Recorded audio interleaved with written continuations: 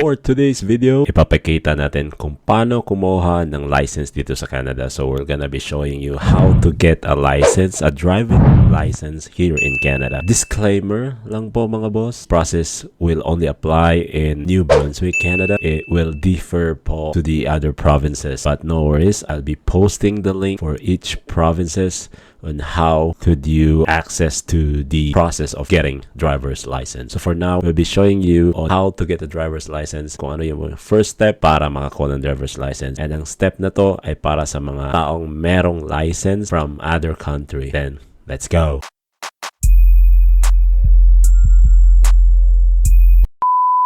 Papakita natin kung paano first step ng exam para makakuha ng license dito sa New Brunswick. Meron pong Pinoy, nakarating lang din, mga ilang months pa lang. Asawa niya student po dito. Since pa-winter na, kailangan nilang magkakotse. So of course, kailangan ng license. First step, magre-written exam. But for now, gagawin natin through online. So ayun na nga mga boss, papunta po tayo at susunduin po natin sa bahay niya ang Pinoy na mag-i-exam. Ito niya mag-exam sa bahay kasi medyo patahimik. Mag-guide natin kung ano ang gagawin. Jay! Yeah! Ay, ito po si Jay. Medyo bago-bago lang din po dito. What month ka dumating ba? August. Oh, kasi yung asawa niya student for fall ba yun? Fall. Oh. September. Let's go. Ito pong si Jay mga boss ay galing po sa Bahrain. So meron po siyang license from Bahrain. So pag nakapasa po siya sa road test, siya po ay magkakaroon ng full license, which is ang tinatawag po ditong class 5 or G kung sa Ontario pa or Toronto. Ayun na nga mga boss, simulan na po natin yung process through online. Type mo lang yung snb.ca. Of course, gagamitin natin English. Dito ka lang sa link na driving test at saka itong take full test. Click mo lang yan mga bossing. After nyan, makikita mo yung requirements. So of course, kailangan ng desktop, stable internet, high speed, webcam, Google Chrome, Mozilla. But hindi po pwede at hindi gagana po yung mobile phone or tablet, Internet Explorer, or any type of headphones or AirPods. And for integrity purposes po yan mga boss. Dito, i-click mo lang yung take full test. So ayan, lalabas na po yung two options na yan mga boss. Of course, dito tayo sa new driver examination test bundle because the other one is for the motorcycle. Your information mga bossing, motorcycle dito ay may sariling license. So iba po yung license ng nagdadrive ng motorcycle. So ibang exam din ang gagawin dyan. So dito po tayo, isi-select po natin yan of course. And ang bayad po pala ay $25 plus tax mga bossing.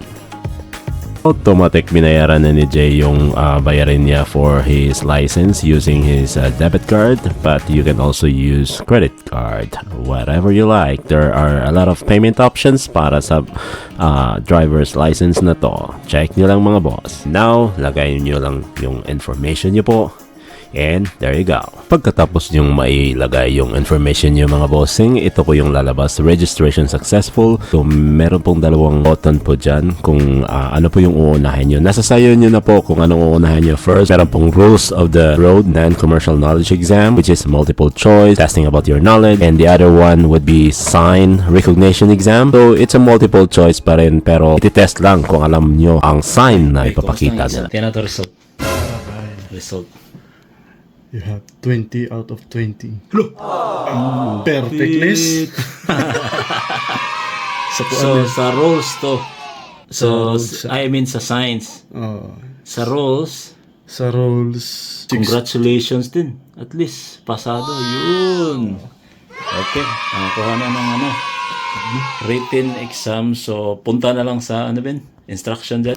So ito yun mga boss, if you pass, since nakapasa na si Boss J, so upon successful completion of all required tests to receive a license, para makakuha siya ng license niya as 7-1, you must magwe-wait pa siya ng 4 business days before niya i-present yung sarili niya sa local SNB office with the identification. So any identification like a passport or work permit. Meron siyang work permit, so yun yung ipapakita niya. Proof of residency Example, yung mga bills ng phone niya at saka pwede ring void check sa bank account na makikita lang proof yung address. If minor naman, written consent. So, next step is pupunta siya sa Service New Brunswick.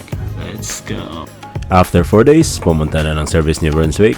Dala-dala ang complete requirements and of course, bayad para makakuha ng 7-1. Pero before po niyan, kailangan po ng vision test. Iti-test po yung eye nyo doon sa Service New Brunswick, mga boss. At ngayon dito na po kami sa Service New Brunswick para makuha po yung 7-1 license niya.